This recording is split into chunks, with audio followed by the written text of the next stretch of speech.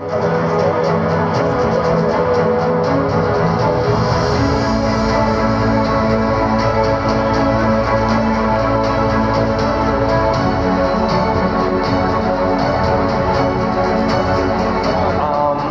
gabi po sa inyong lahat.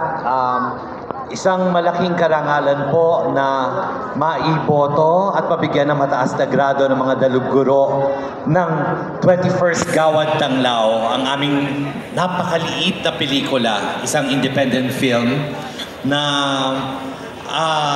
ito po ay work of art, passion project ng BG Production sa pamumuno po ng aming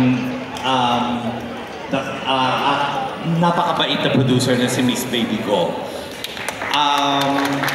Gusto ko pong i-offer sa kanya ang award na ito dahil sa panahon ngayon, bibihira na lang ang nagpo-produce ng ganitong mga pelikula. Bagamat hindi kumikita, at least nagagawa namin yung mga gusto namin gawin, gusto namin ipakita sa mga viewers, sa mga manonood, at pilit na binubuhay ang pelikulang Pilipino. Maraming salamat sa Gawad Tanglaw.